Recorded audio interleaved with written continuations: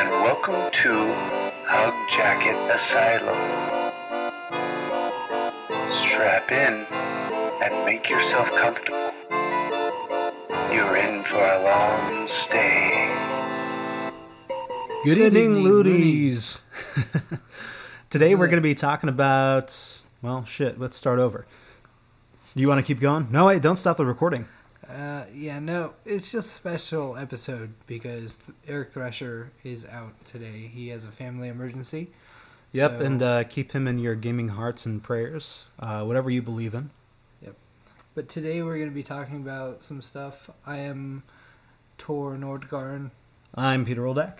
And joining us today is... Sarah. Yep. Her name is Sarah, guys. And she just got a sweet giraffe shirt, so she should be much cheered up. I'm cheered up. I'm just sleepy, and all I want to do is play The Witcher. Whereas Tor and I have perfect posture right in front of the microphone. Sarah's just lounging on Eric's cum-soaked bed sheets. Yep. This is the most PG podcast. This is not the most PG. The most PG was the last one I think we recorded. Yeah. Introductions. Well, today we're talking about the patch for The Witcher 3. And we're also talking about Dark Souls, the Fallout 4 trailer, a little bit about E3, which is all during my birthday, so they better do everything. I want Dwarf Fortress 2. I want RimWorld to be put on Steam. Can we get fucking Star Citizen to come the fuck out? And other games that no one except Tor has heard about. Pokemon for the consoles. Come on, Japan. We know you have the technology. Can I get a spiritual successor to Star Wars Galaxies? Anyone? Okay, I've heard of that. I've heard about that one, but also mainly from you. Let's really quickly. And then we're going to talk about our hopes and dreams for E3, which I just totally did. Yeah. Well, let's go into kind of what we've been doing the past couple of weeks. I mean, we've been kind of stingy with our time. We haven't really been able to record regular podcasts, but this is definitely something that we do for fun. So, Tor, tell me something good that happened to you in the past couple of weeks. Me and Thrasher spent 4 days in Disney World. Well, that's just fucking great. I've been here this whole time. And we got wasted and ran around Disney World.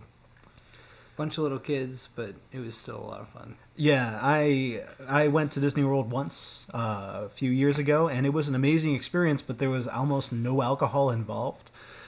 Which, after talking to you guys and your experiences, I'm like, next time, I'm just going to do the right thing and drink any moment that I get the chance to. Dude, there was so many drinks there. They had traditional alcohol from the Scandinavian region called Linja Akavit. Sounds like a place you made up. No.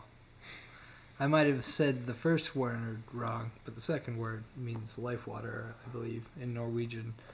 And did they start Sobe, the Sobe brand? It was $9 a shot there.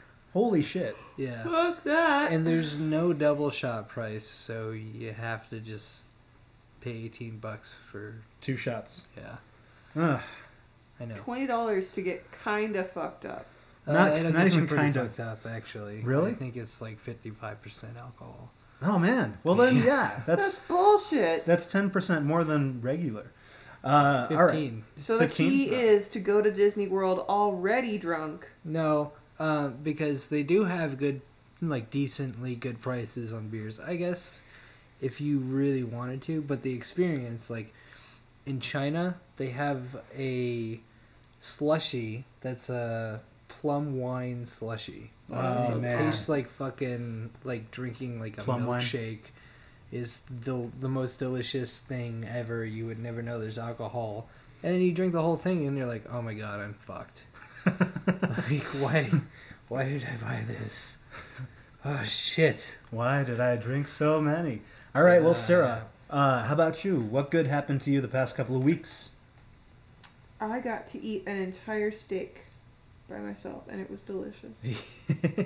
I've not been able to have steak in a while. When you are able to, then I will bring steak for you, because I am I'm doing pretty well on saving money, and I got you covered.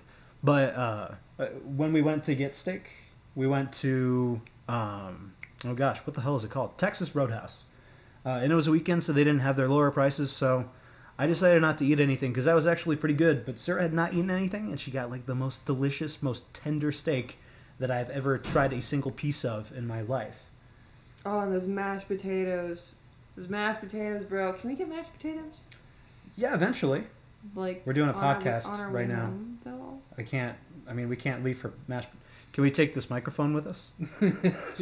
Let's all just bring the podcast. And this will just be the podcast of Hug Jacket Gamers, the episode where they go and get mashed potatoes. Well, we can Gamers, talk about everything. We'll call our show, right? It's a new show. It's called Gamers Driving Cars Getting Mashed Potatoes. I think Dead Mouse would approve. Joel, if you're listening. Well, good thing that happened to me these past couple of weeks. I can't really think of much. I mean, I'm pretty boring. I've got a lot of work-related stuff, and things are going really well, so I'm jazzed about that. My sister came home from Ethiopia, and her baby's really awesome. He has one eye that doesn't open all the way. He's got kind of a lazy eye, so he just always looks like he's really drunk and happy. He is the happiest baby I've ever seen in my life. So that's the awesome thing that happened to me. Let's go ahead and talk about rumors from the radio. We've just got a couple of things this week. Number one, talking about The Witcher 3 patch 1.04. And it already dropped earlier. Yeah. Free DLC. Yeah. Go ahead and pull up the article. So basically, what really impresses me about The Witcher 3 and CD Projekt Red is that, we pre-ordered The Witcher 3 and we picked it up on the day of. And normally I don't pre-order stuff, but they gave you some really nice trinkets, and they also left a very, very nice thank you note to all the people that have supported them. And they also released it in one time zone, right? Yeah. It was all a simultaneous release. Yep. Across time zones, which was awesome. Mm-hmm. And now they're going a step further, which makes me really respect them and gives me a lot of pride for my cultural heritage. But they also promised that there will be a load of free DLCs as well as regular patches and a couple of paid DLCs that in total amount to 30 hours of extra gameplay, which is really cool. But these the patch 1.04, you very rarely notice some of these fixes, and they're really, really consequential. It fixes different exploits, it balances different issues, fixes camera angles and so forth. It's really cool. It's a long list, so we're not going to go down it. But the two things that they mainly released, the big meaty pieces that most people would care about, are the two quests that they released with it. So, Tor? So they released a quest called Fool's Gold, and what is the other one? Ballad Heroes. Ballad Heroes. Yeah, it's just I haven't really had a chance to play the in-game card game. It's called Gwent. But it's really worthwhile because you get a lot of really cool armor and other kinds of things, and it leads into sometimes other quests that you can do. But it's... One day, some of these games just need to put Magic the Gathering in the game. I think most of them pretty much have. Didn't Final Fantasy X have a card game as well? I don't know. Yeah, but it just has to be straight up Magic with Magic. No, Final Fantasy X had Blitzball. 10-2 had the Sphere Break. Oh, okay. Little game, and that's the only in-game mini game that I've actually given any sort of thought to. Didn't Seven have anything? Didn't Seven have something? I didn't. I can't remember. I cannot remember. There was actually a lot of mini games in 7, right? There was an entire theme park that you can go to, the Chocobo Ranch. Yeah. It's not. It wasn't Chocobo Ranch, but that's a literal ranch with chocobos. Whoever wants to yell at me in the comments, go for it. But yeah, the point is with with CD Projekt Red releasing these patches pretty regularly, they've released 4 since release of the video game, and the fact that they're doing it all for free and they're just supporting their customer base, their fans, is really awesome. So that's my main focus. I'm just really, really surprised at how good they are to us. Additionally, the second DLC, it was called, oh gosh, can you scroll up a little bit, buddy? Yeah, I'm just gonna tell our readers there's 9 pages of changes. Yeah, 9 pages worth of changes to list. But go back up. The second quest is called Ballad Heroes, and it's a neutral Gwent card set. So it's just a bunch of new cards that you could use. And it's I do understand some of the mechanics, and it's really cool, some of the stuff that they've added on. Definitely adds a lot of gameplay, and I'm pretty excited to finally get to play it, because I haven't really had a chance to this past week. Not too much, but I just get really excited for anything that they do whatsoever. Next, we've got Dark Souls 3. They leaked screenshots and info. There was a YouTube video that somebody let out. What was the name of the dude? It was actually the No, which is Rooster Teeth. And they released an entire package of screenshots, some linked information, 45 new enemies, 15 new bosses, and a bunch of new items on top of the enemies and items we've seen in past games. So basically what they're saying is there's another new 45 new enemy types to encounter, including those fucking dogs that everyone knows in the Dark Souls series. They're in there. And 15 new bosses, which, you know, we can see Smelter Demon again, or someone like him, like Ceaseless Discharge. And then also 100 new weapons and 40 new armor sets, and a total of another 12 arenas. Ceaseless discharge. That sounds like a venereal disease. Yeah, well, that boss is definitely a venereal disease. Unless you know the cheese mechanic. Is that an actual mechanic? Yes, there is a cheese mechanic that you can use to kill the boss. Well, what is that? I've got a thing to add on, but what does the cheese mechanic entail? Okay, Cheese so mechanic of ceaseless discharge. yeah. So, I'll go ahead and explain it. So, ceaseless discharge. I'm sorry, in you the have to edit lore- this out, Eric. No, don't edit it out. This is pretty funny. We are not editing whatsoever. Anyways, the ceaseless discharge is watching over, I believe, like his mother's corpse or something like that. It's some weird Dark Souls shit. But you go and you get this set of armor from her, and he comes out and attacks you. Now, if you do it right, you can run across the wall all the way to the boss's fog gate, like where the arena ends for the boss. Yeah.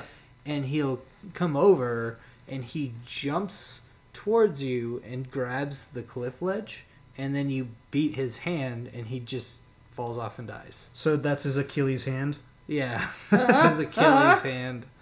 Because he used his hand for the ceaseless discharge. That was his problem. and- Yep. It's covered in cheese. Yeah, that's what Otherwise- gave him his power. Otherwise, he just sprays hot magma on you.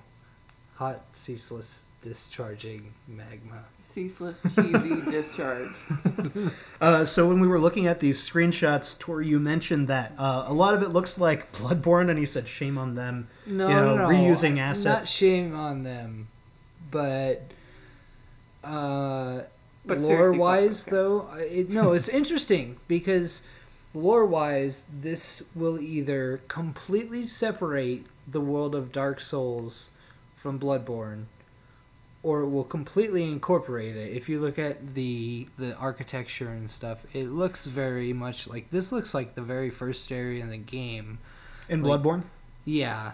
There's, just all the bridges and, like, the architecture, and, like, it really does look like Bloodborne. The And that'd be pointy really stuff. cool if, like, there was some way to tie the universes together.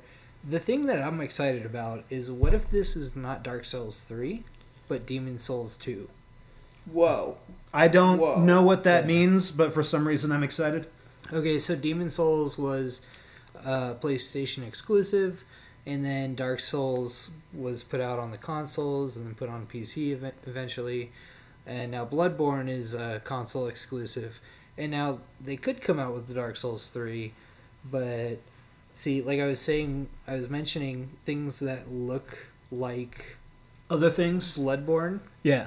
There's a theory that Bloodborne could be the successor to Demon Souls. Now, I think that was an early theory. It might have been debunked already, but you never know what they're gonna do. Like, the guy who writes these stories is a mastermind. I mean, it doesn't even compare to like Game of Thrones. Like, Game of Thrones doesn't compare to this at all. Like, the way that it's so intricate, and you have to go so deep into the lore that, like, it wouldn't surprise me if he tried to link two worlds, or if he tried to completely separate them. Got it. Okay, well, that's some pretty interesting stuff. Loonies, go ahead and comment on that. I mean, none of you do, and none of you listen to us, but if you do, and you do comment, go ahead and tell us what you think about that particular Actually, piece of I info. think we have a couple listeners. Really? Yes. Oh, well, yeah, we have at least one regular listener. What's his name?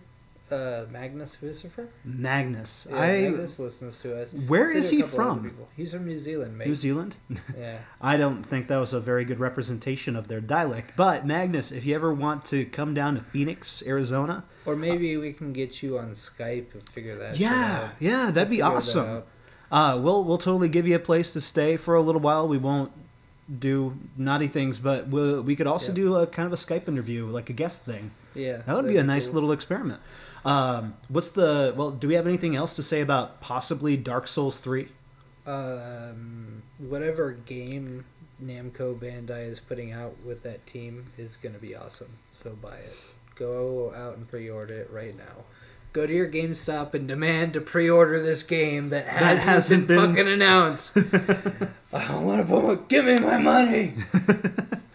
All right, so next thing we got to talk about is the Fallout 4 trailer, which I also haven't played any of the Fallout games, but I'm really up on. Yeah, that's shame on you. Yeah, Right? it is. Boo. Well, hey, Fallout 4, Fallout in general, as well as Dark Souls and all those lines of games. There are many games that I haven't played, and I've already explained why. I was poor as hell growing up, but mainly with Fallout 4, I do know a little bit of the lore, and I'm totally into just the style of gameplay, the style of the world, like the way that they created it, and it's very interesting to me. So I think Fallout 4 might be the first Fallout that I end up playing.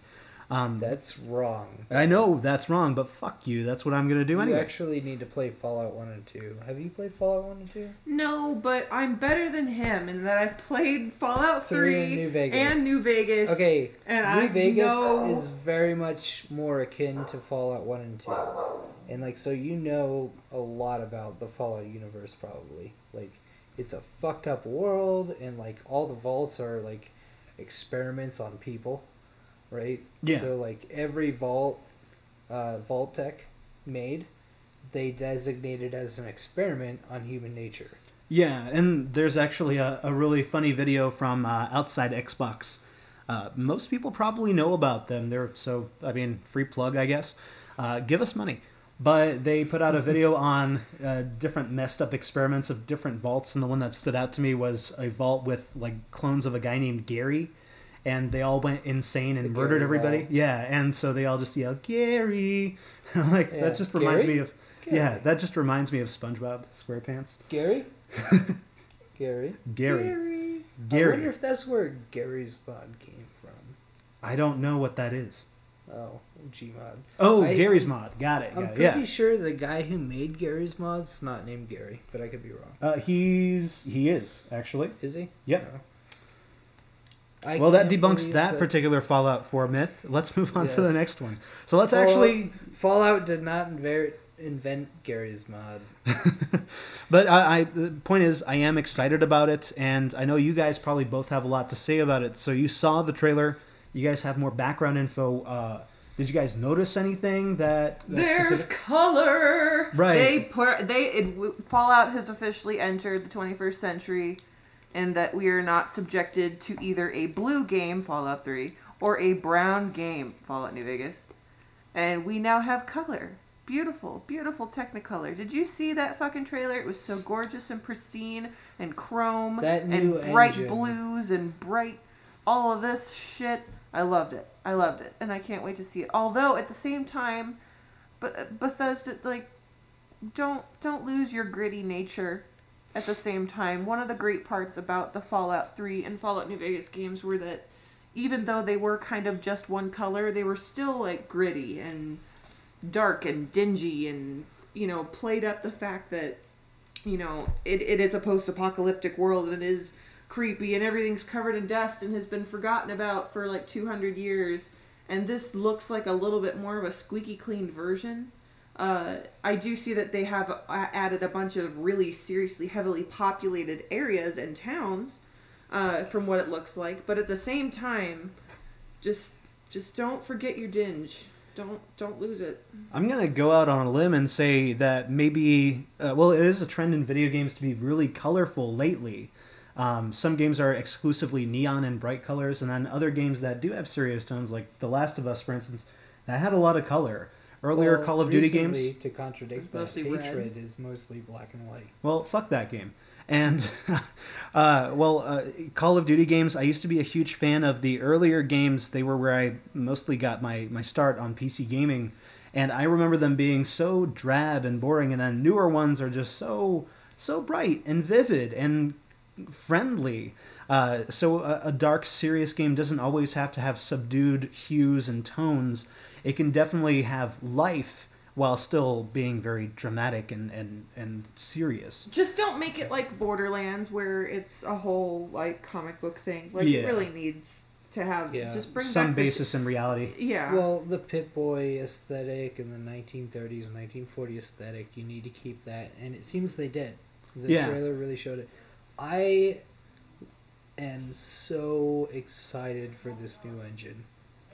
Like, I remember Bethesda talking about how they're mainly a console developer. Yeah. They develop games when new consoles come out, and that The Elder Scrolls Skyrim was the first game that they made for the same system, right? Like, they had never made an Elder Scrolls game, like, since they started making console games. Yeah. For the same system, because Xbox came out, they had Morrowind, and then Oblivion came out, and they had expected the newer generation consoles to be out by the time Skyrim came out.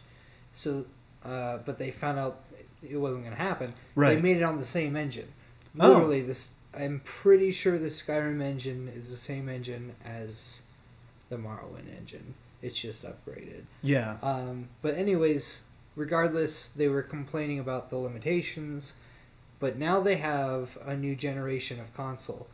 And seeing what they did with Skyrim on the PC, with all the mods and like how beautiful you can get the game, I can't wait for the next generation console players to see this new engine that Bethesda comes out with for Fallout. I do love the way that engines develop over time. Like I've noticed, I probably mentioned before the Dunia engine that they used for Far Cry 3 and 4.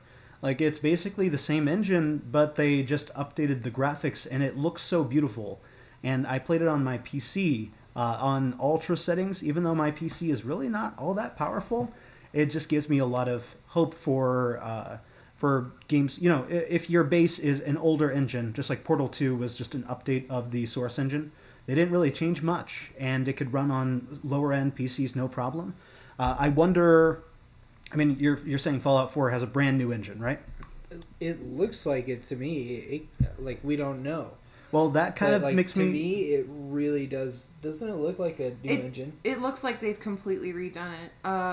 Like I said, that's the thing where it's like, don't lose the drab, dingy feel of it. And it's like, I hope they don't change too much. And I know that's terrible for, like, a game that hasn't had a follow-up for, what was it, like 6 years? Yeah, it's been a while. It's been a long fucking time since they've released a new Fallout game. For people who already have, like, very powerful PCs, is Fallout 4... Well, I have two-part question. Is Fallout 4 going to maybe be released on PC as well? They usually eventually. Usually eventually? Well, then I'm interested in seeing what mods they come out with for Fallout 4, because if you've already got people who invested in maybe exclusively a new computer specifically for Skyrim... they'll probably still be able to run Fallout 4 on amazing settings and also be able to come out with really awesome mod material. If you bought a computer to play like modded Skyrim, with like good ass graphics, you're gonna be able to run this game just fine. Yeah. The game takes so many fucking resources. Well, how about like lore-wise? I don't know too much, but I'm in on it. So what do you guys think about Fallout 4's setting and storyline? I think, I don't know. Have they confirmed where it's gonna be? Boston. Yeah, Boston, obviously. Have they confirmed that though? They confirmed that there's it's like- obviously Boston. There's which like is- 5 Boston landmarks Yeah. just in the trailer. It's Okay, upsetting to me. I mean, I'm not familiar with Boston's territory.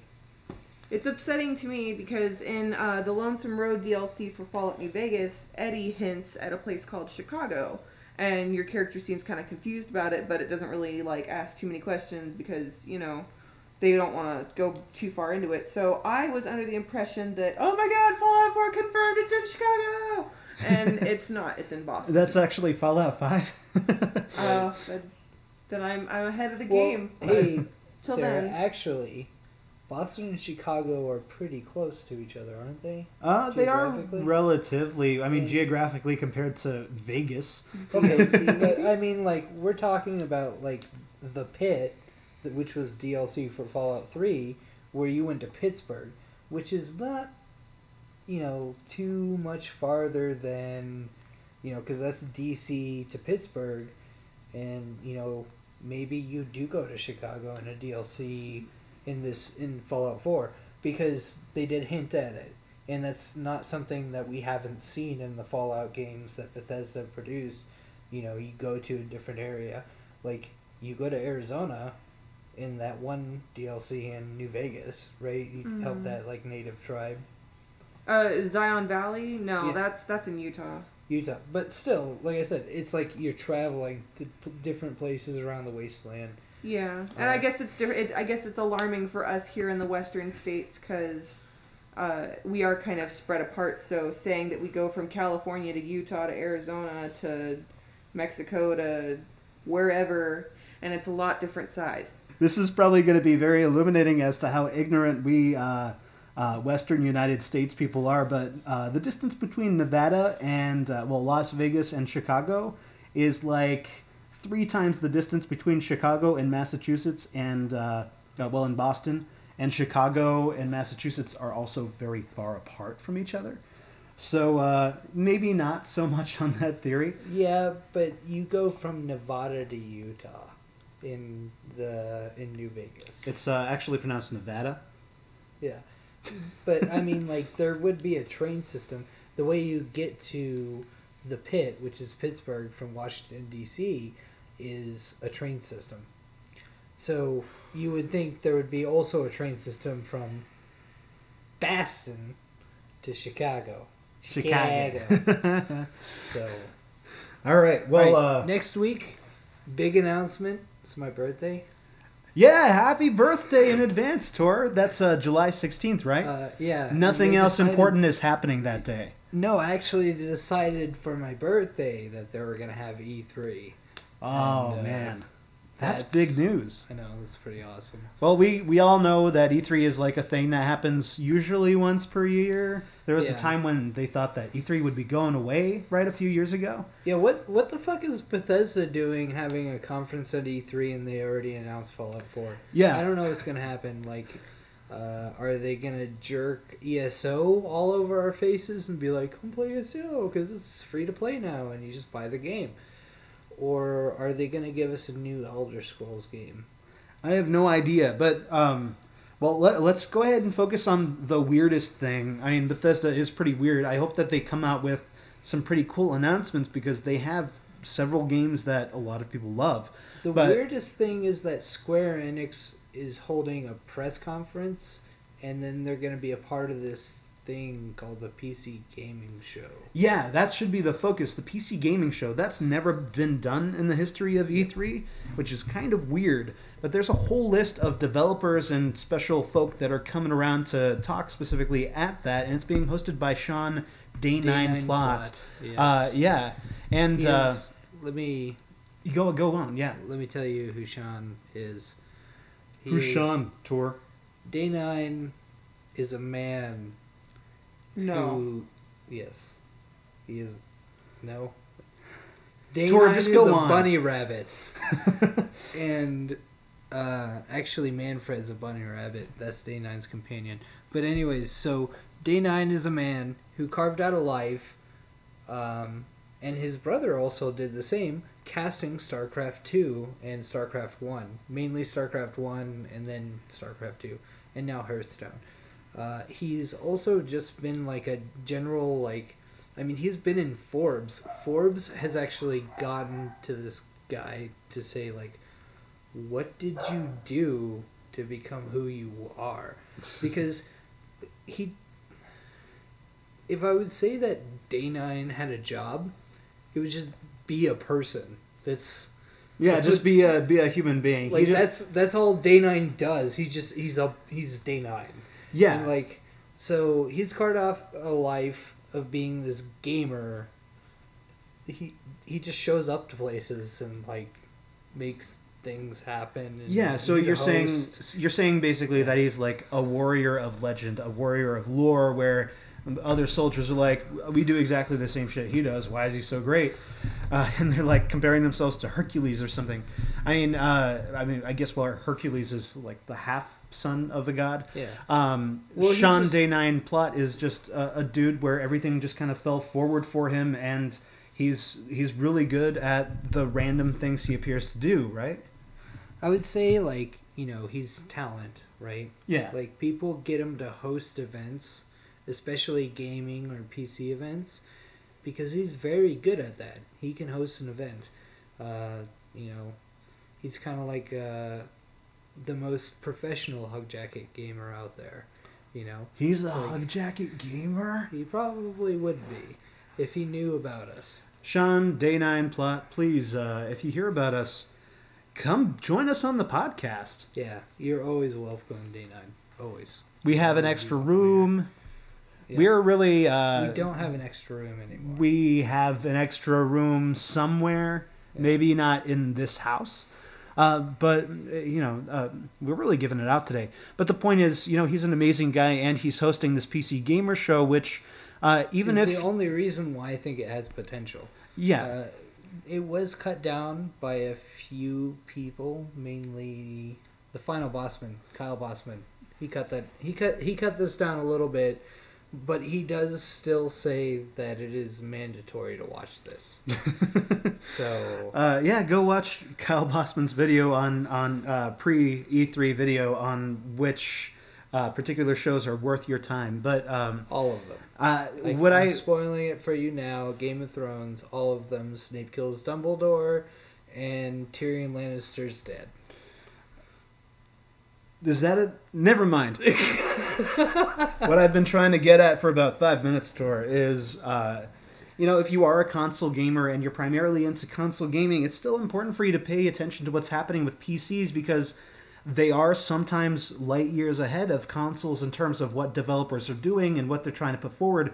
It's usually sometimes you come up with something really big and impressive and expensive that consoles can't match up to, and then it gets like tweaked and fixed and chopped down and cut down so that you end up with the amazing graphics and the amazing gameplay that you do see on consoles. Generally, it's just PC's usually a little step ahead.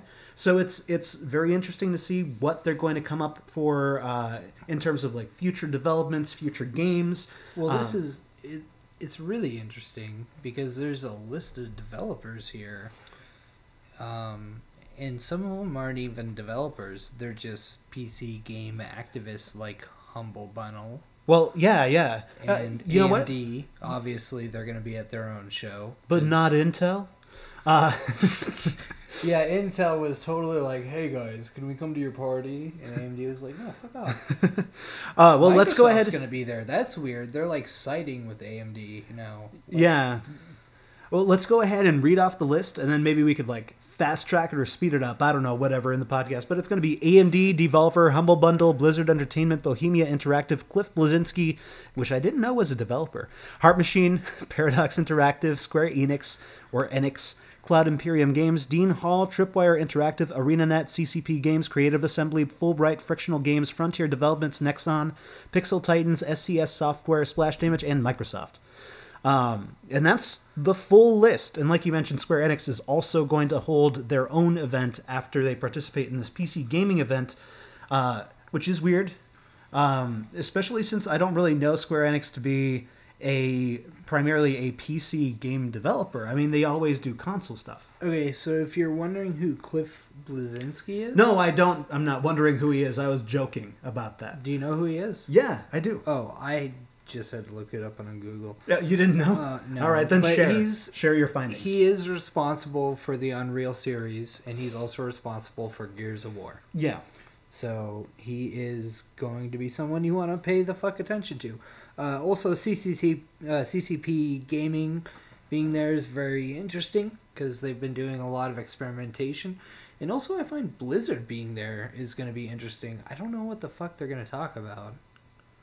Do you? Same bullshit they always talk. Probably Hearthstone we have 2. all of your money.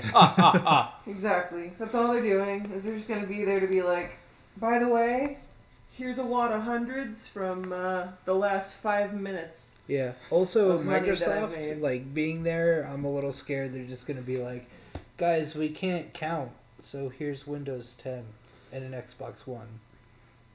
Our next thing that we're going to talk about is we're kind of on E3, so let's go ahead and finish up with that. But if you guys can think of on the spot one thing or two things that you want from E3, like an announcement or some sort of development, what would it be? Tor. I want Wasteland 3. I want a new top-down Fallout game. I want everything that I've wanted for Christmas. And, let's see. I want something to get rebooted and be awesome.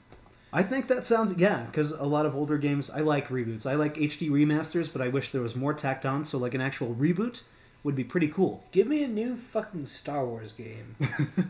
Yeah, why not Star Wars 1313? Battlefront? I want to see some Battlefront action. Sarah? I want Square Enix and Blizzard to show us all that they're not just a one-trick pony. So, Square Enix, if you make another fucking Final Fantasy bullshit piece of shit game, I'm going to scream. Granted, I have not seen, heard, played anything of Zero, but fuck you guys and the Final Fantasy 13 series trilogy bullshit. Do something else. You too, Blizzard. Like, we get it. We World get of it. Warcraft. Do something else. Who cares anymore? Exactly. Do something else. How you have people, like, maybe this is just my opinion, and it obviously is. No, I But- don't think so, because they scrapped the MMO title that they were doing. Because it was the same bullshit they had Because before. it was going to be World of Warcraft. It was the exact same thing, and even World of Warcraft. Like, give them something new. All you gave them was pandas and werewolves. Fuck you guys. Like, I don't even play World of Warcraft, and fuck you guys. I just do something else. That's what I want from E3. Oh, I want is a for games spiritual to do successor something to else. Star Wars Galaxies. Someone make a new goddamn MMO. Like, somebody. Change Make the a new game MMO. a little. Yeah. Especially you big companies that you know you have the money to do so. You know you have people beating down your door with original ideas, and you're turning them away for the piece of shits that write the same clunky Blizzard crap and the same stupid smoothed over Square Enix Final Fantasy games that you've had for the last 5 years. Like, you get something new in there. Do something else. I don't want to play another Square Enix game that goes, oh, this was clearly made by Square Enix because it looks exactly like Final Fantasy. No. Do something else. Do something else. Or you've lost me. Well, there's clearly a lot of hatred circling around here, so maybe a Star Wars game where you choose, like, the light side or dark side would be good for Sarah. But I know a lot of people want Half-Life 3. Fuck that game. I want Dishonored 2 or Portal 3, because that would be so much fun for me specifically. Quick interjection. Half-Life 3 was already confirmed to be deconfirmed. What?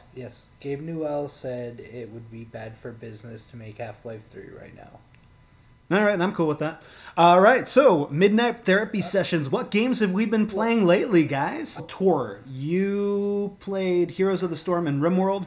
So I give haven't us. played Heroes of the Storm. Oh, then Thrasher who's? has. Oh, well, he's not here. Yeah. Well, then tell us about RimWorld.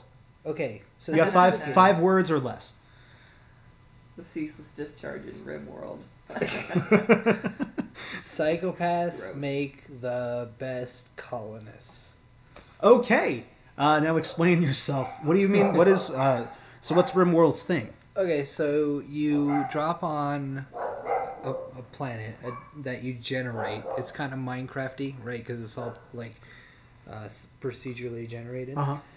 And you have 3 colonists, which you have you have the choice of the colonists you drop with, but it's a randomized like reroll choice unless you use mods. And the game is very mod supportive, which is great.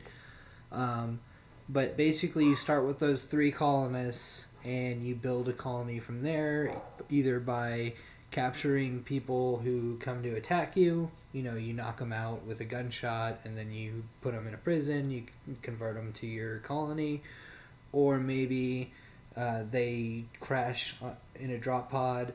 There's events like now, because actually today they just launched RimWorld 11, Alpha 11, where like a colony dude will call you and he'll say, "I'm being chased by raiders. Can I come in for safety?" And if he does, he joins you, but then the raid follows him.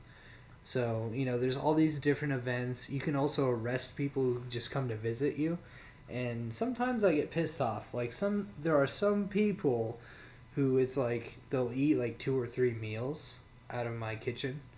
And I'm like, you just came here and you ate 2 meals out of my people's food. So I arrest them.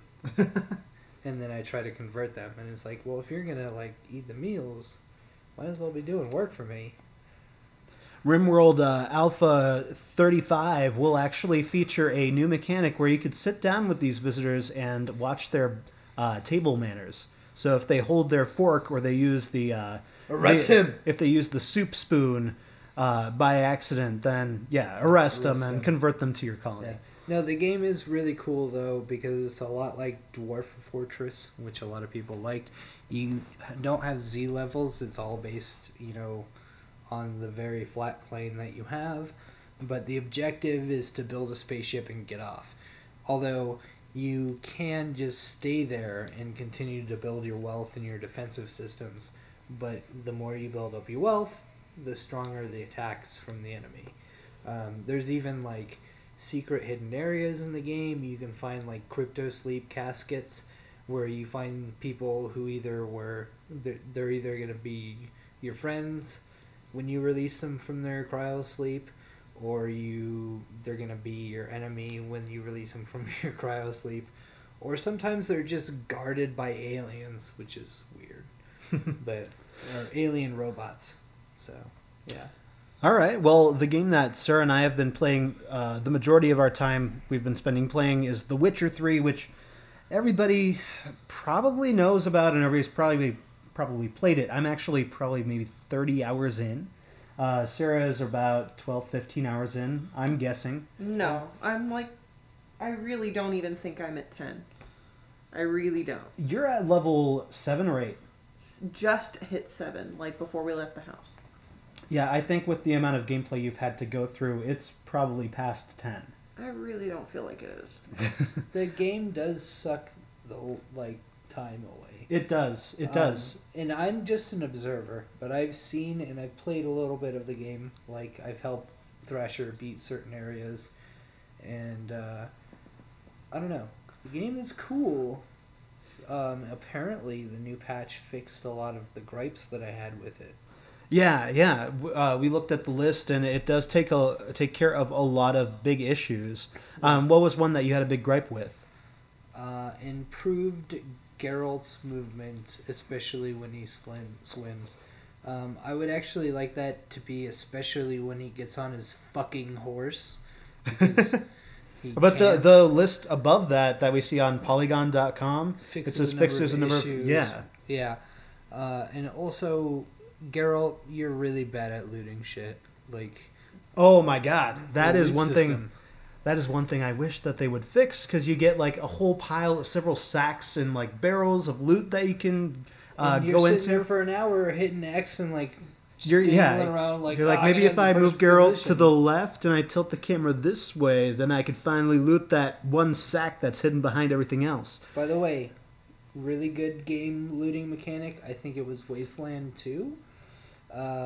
You basically would send someone to loot one thing, but it would loot everything in an area, and it would show you the area that it was looting. More games need to do that. I don't need to waste my time looking through every fucking thing, unless it's like a special item that you're supposed to find in a bookcase. Well, then program that into the loot system, right? Oh, it doesn't get looted.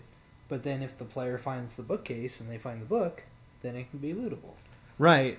I don't know how they program the loot system. I know a lot of switches and buttons in video games have like a sphere, an invisible sphere of influence that you have to stand a distance away from an item in order to be able to access it, whether it's you're from behind or from the front.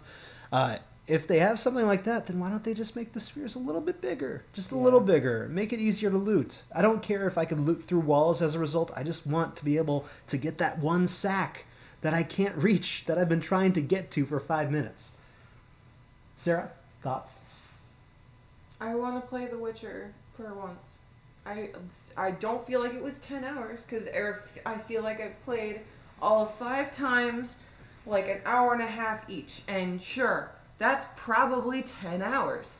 But fuck you, I want to play it more, and I don't get to play video games. Note to all of our listeners, what are we calling them, loonies? Loonies. Loonies. Don't have kids. Don't hang out with friends who have kids, because you'll never get to play video games again. just don't do it. Eric, this is the part that you should edit out. Hey, fuck you. Fuck you, Eric, and I'm gonna take your Witcher 3 guide. You're being so belligerent. All right, so other positive things to say about The Witcher 3. Well, basically, I really love the branching story paths, and there were 2 missions that I played so far, or quests that I played so far, where you really have to watch what you say, because the dialogue options, a lot of them are very similar, and it's never like, Geralt, your dialogue options are like, I don't think that's right. And then Geralt would say, I don't think that you should do this because of this. Like, he really expands upon it, and sometimes it's exactly what you're thinking. Most of the time, it's sort of what you're thinking that the response should be.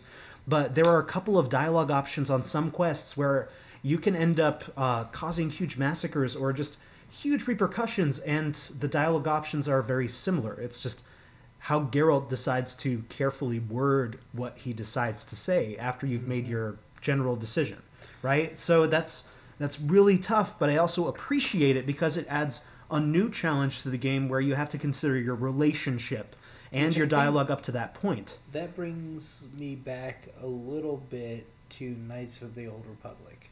Shoot, go for it. I mean, that was one of the very first games that I played that choices made a difference. Unfortunately, there was a light and dark bar, and I think the choices were color-coded. But sometimes you would make a choice and you're like, oh, that's not exactly what I was intending. Yeah. And I haven't really run into this with The Witcher 3, but some of the dialogue options are so similar that it's difficult to know exactly what Geralt is really going to say. So I've been cheating. I've been creating a save file when I see that coming up, but for the most part, Cheater. Pumpkin eater. Fuck you, man. I'm not a pumpkin eater. But I do appreciate that additional challenge to really be careful. But yeah, I mean, I'm maybe 30 hours in. Sarah, estimate that you're above 10 hours in for sure. I'm just mad because I don't get to play it for 40 hours at a time. Well, that's it. Don't worry. We've actually got a nice headset on the way that will allow us to play even with like children and where it's a busy household where we're at. But anywho, what else do you have? Closing thoughts on The Witcher 3? I mean, what we've been playing so far. It's a lot of fun. I might go and get XCOM again. Because of The Witcher 3? 4. No. Oh, just as like a general... XCOM 2, I think, was also announced recently. Yeah, it was. Yeah, and I'm excited for that. I love my top-down strategy games. And so I might start playing that again. But RimWorld has really captivated me because there's so many different ways to play the game.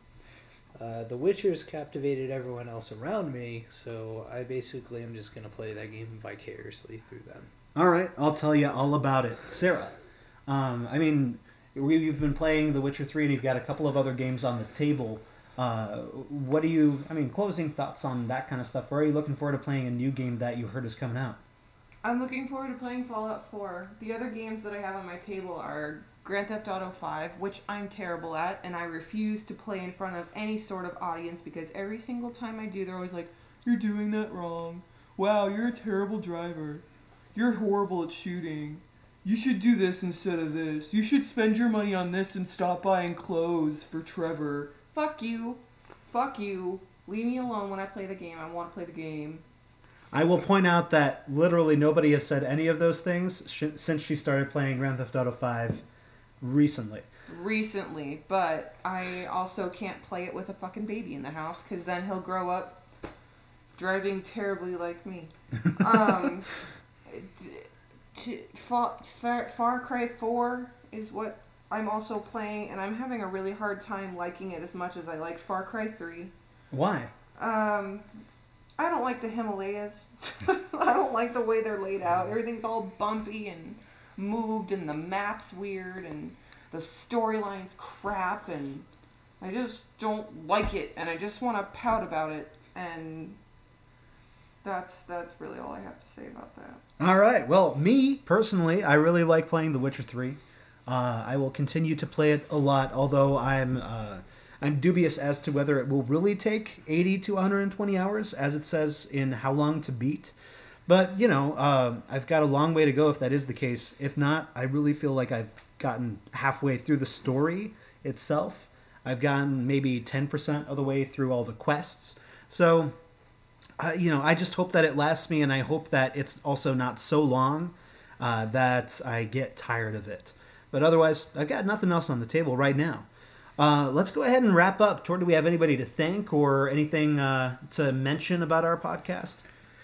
Yeah, so Magnus Furcifer, he's always been a supporter of us. I haven't talked to him in a while, but I do hope to see him soon. Yeah, why don't we just go ahead and encourage him right now and contact us and talk to us? Maybe we could do like a Skype show with him.